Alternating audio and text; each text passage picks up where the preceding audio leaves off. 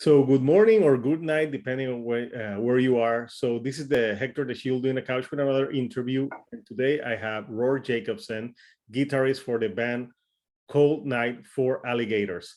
So Roar, how are you today? I'm good. Thank you very much. I'm very pleased to be here. No, I'm glad to have you guys, especially I discovered this band a few weeks ago. I have a friend in Puerto Rico who's a guitar player, and he sent me like, oh, you need to listen to this band. And I saw, the cover with the colors, and I said, like, what does this band sound like? And he's like, listen to them.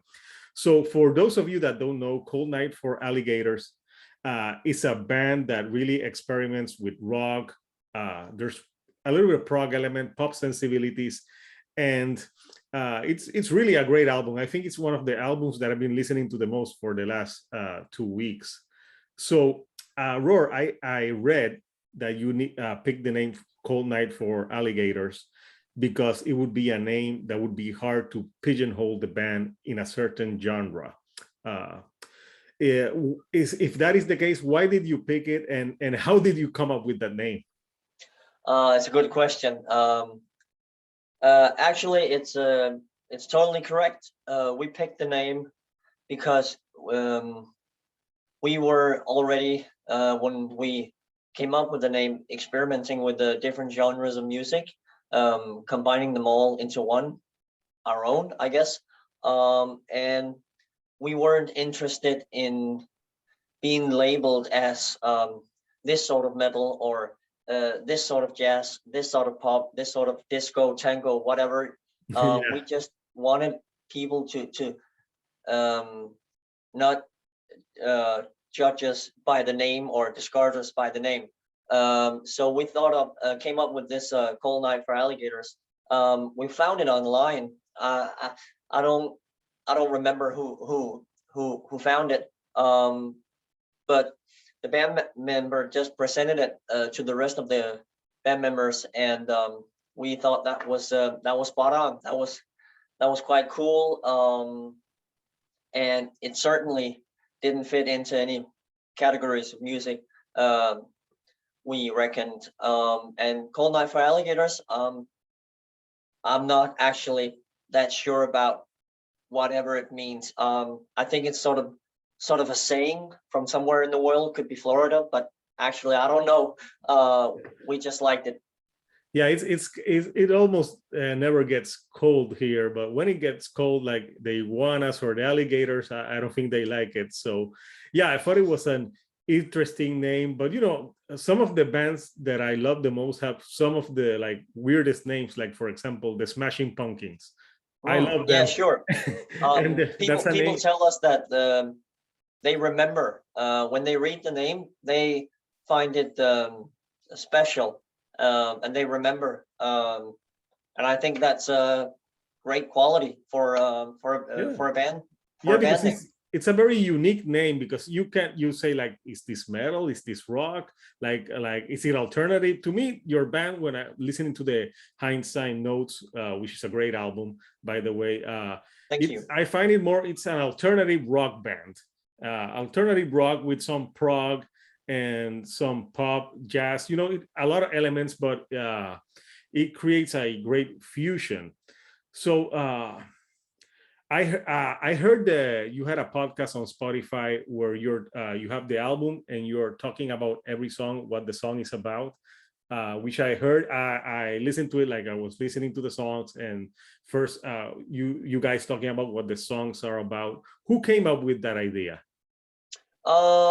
I think it was our drummer. He picked up on the idea from somewhere else.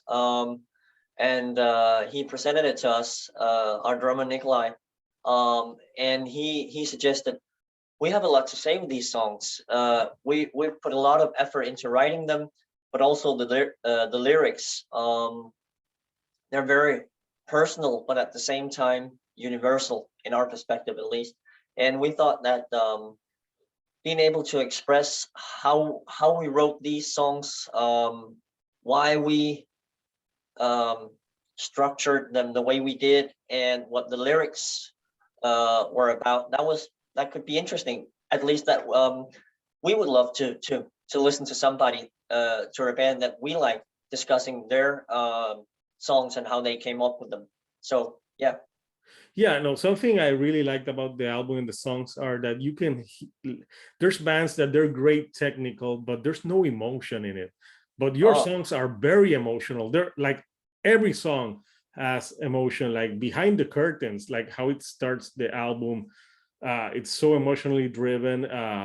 Your singer's voice is, you know, it's amazing. It's like there's a quality to his voice that reminds me a little bit of like a little bit of Sting, but with another okay. singer. I can't pick up why, but you know, he's got that great melody to his voice.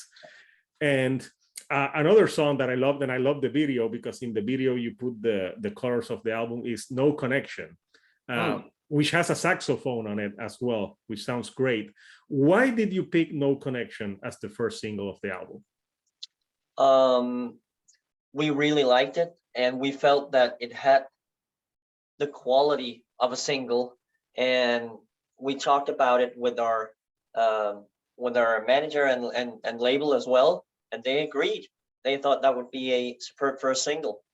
Um, it has not too crazy a song structure, and there's a big chorus, and there's, as you say, something maybe a little bit unique, something special like a sax solo. Yeah. So we thought that would be sweet.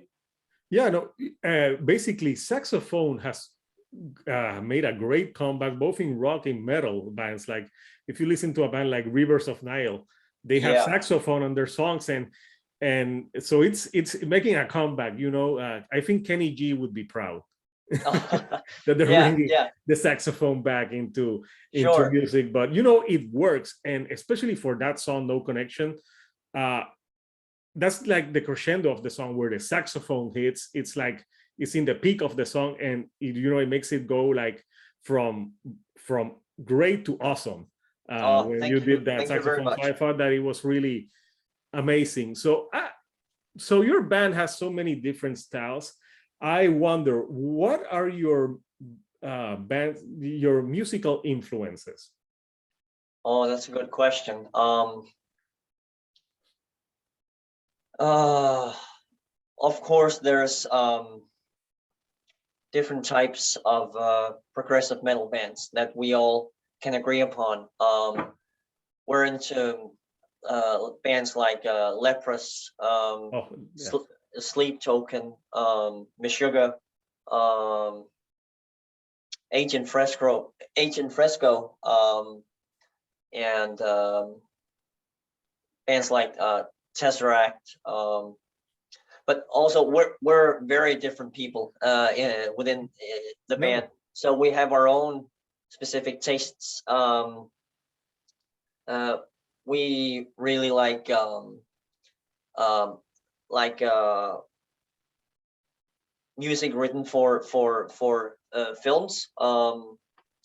We're into that because um, when you listen to that, it creates a story. It takes you on a journey, and we strive to do that with our songs as well.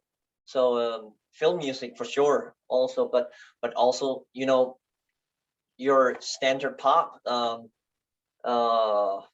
I I mean, saw the if you, video. I know you love Katy Perry. yes, yes. I think it's easy to digest, and it's catchy. Yeah, You know, it's great music in my opinion. you guys should have Katy Perry on one song. I don't know if you know this, but Katy Perry, do you remember the band POD? They were like Sure. she actually sang backup vocals in one of the songs of their album because she used to be a Christian singer when she started. So Okay. I can't remember the song now, but there's a song, and if you see the video, Katy Perry is on the music video. Okay. When That's I quite figure out, cool. I'll send you the message like, hey, this is the video, because right now it escapes the top of my mind. But Sure. you know, the band influence, and you know, the band goes through different styles in this album. For you as a guitar player, which guitar players inspired your playing? Um, First of all, my main goal when I write songs on the guitar is to write exactly that, a great song. So on this album, we've focused a lot on the craft of songwriting. So I just want to make that clear. I really enjoy working on how you make a song flow. But besides that, my inspirations are Alan Holsworth, great fusion guitarist. He died a few years ago, sadly. But also Alex Hutchings, fusion guitarist as well. Who else? Greg Howe. Greg Howe, he's a great guitarist. Who could it be? Eric, what's his name? Fusion guitarist as well. Eric something. Now I can't remember his name. Yeah. Yeah. That's okay. Yeah, so you'll get back to it later. So when you were working on this, this is your sophomore album. I listened to your previous album. No, it's actually our third album. It's your third album? I could only find it. So, but I was listening to Fervor, and Fervor is more, it's a little bit harder sound, like more djenty. So what has been the when you were working on this one, what decided for you to go more in a different route from what you did in the previous album?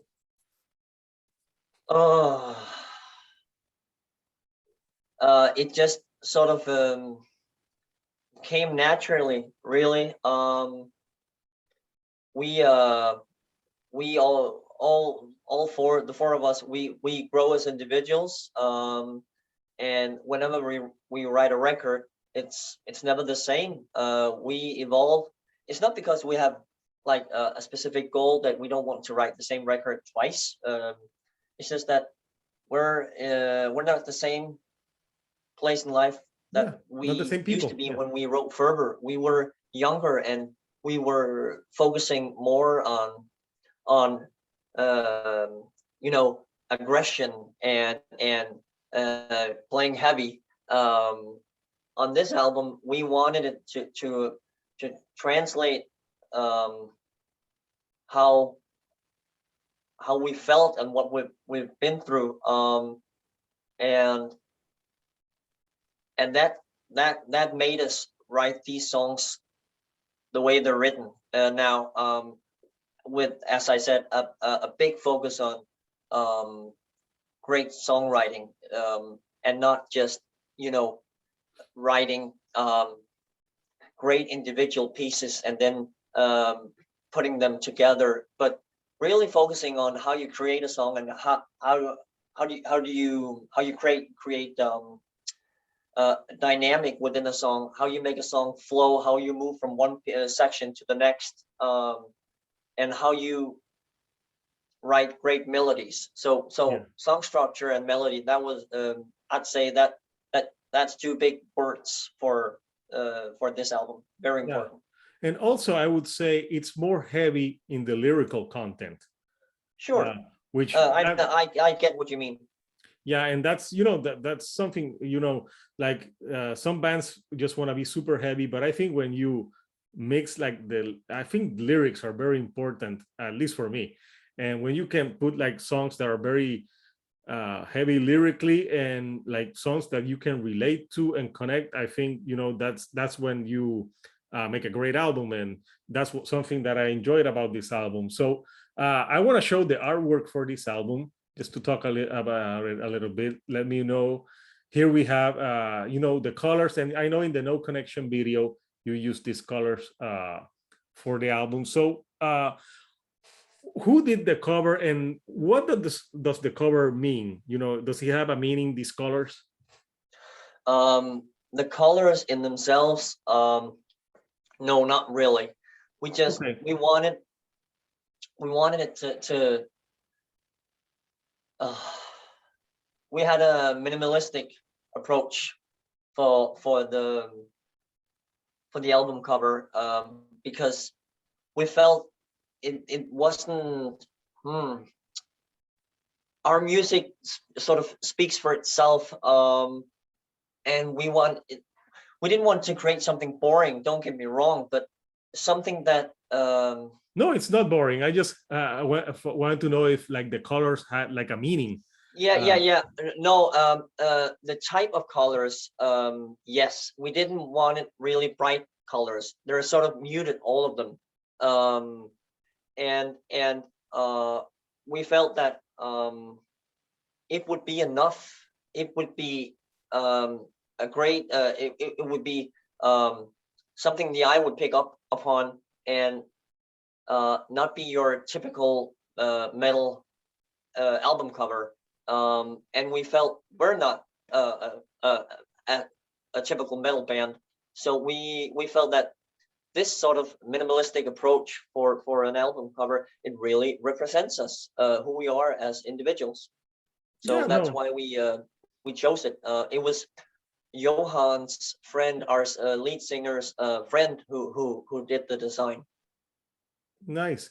Yeah, no, and the colors, I just want to explore like if the colors like meant something, the pattern of the colors, but yeah, it looks, you know, like you said, minimalistic, but it's not that it's a bad cover, but you guys want people to focus more on the music instead of the cover. Yeah. Yeah. Yes and no. Yes and no, not really. We like it. We think it's beautiful. Yeah. If we didn't want people to focus at all on the album cover, we could have done just an all black or an all white. But no, we think this is interesting for the eye, and we have it has been received by our friends and people online very well. I think it goes with the music too, because you know it's like different colors, so you could interpret it as like different sounds of music. Sure. Yeah. I get. Yeah, you're right. You're right. Yeah. So, out of the whole album, what is your favorite song, and which one was the hardest song to create? Oh, those are great questions. I'd have to say, I have two favorite songs that I like for different purposes. The most, it would be the single "Behind Curtains" Yeah, that's a great and song. and Yeah. and thank you, and the title track "Hindsight." Those would be my favorites. Um, because one is very I guess again minimalistic. Behind Curtains has a lot of deep bass synth lines, and is very sort of simple in the beginning at least. Whereas Hindsight is a real prog song. Maybe it starts out with a typical prog or pop structure, but then it takes you on a journey and evolves and has this long big crescendo in the outro, and I really like that. So the hardest one to write, maybe it was Behind Curtains. We've never written that sort of music before, you know. There's a section with only synth bass and drums, and we've never written that in that way before, where synthesizers carried so much of the song in general. So that was quite new, but very interesting to dive into. No, it works. Like I mentioned before, like there's a little bit of like that 80s Sure. like big rock arena type of music in that song and other songs like Water. I thought Water was an amazing song as well. And like to me, almost the whole album can be singles, yeah, because they're that catchy and good. So Roar, it was a pleasure, you know, speaking with you and getting to know more about the Hindsight Notes, which is a great album. I know it came out. Was it the beginning of February? Was it in March? I know it came out like a few weeks ago or like a Yeah, month ago. March 4th. Yeah, March 4th came out. Do you have still physical copies for everyone that's interested to get? Sure. CDs and vinyls as well. Yeah. Of course we do. Can you get them, like, is there a band store or through Bandcamp? Where can they get the Yes, Bandcamp. Bandcamp. I'm gonna get a copy of, I'm gonna get one, because thank you very much. I really enjoyed it. And I think it's gonna sound amazing on vinyl. As you can see, I put all Deftones in the back, because at first I was gonna interview your drummer, and I saw that he's obsessed with Abe Cunningham, so I put all my Deftones albums on the back. But yeah, it was great to talk to you. And for people listen to the Hindsight Notes and Cold Night for Alligator. It's a great band, and I think it's music that can appeal to people that don't necessarily listen to metal. Like, it's a music that can appeal to people who like different styles of music. People have said that before. Thank you. Yeah. So, Roar, thank you again, for taking time with me. So this is Hector, the Shield on the Couch, and until next time, I'll see you right here on the couch. Thank you and good night.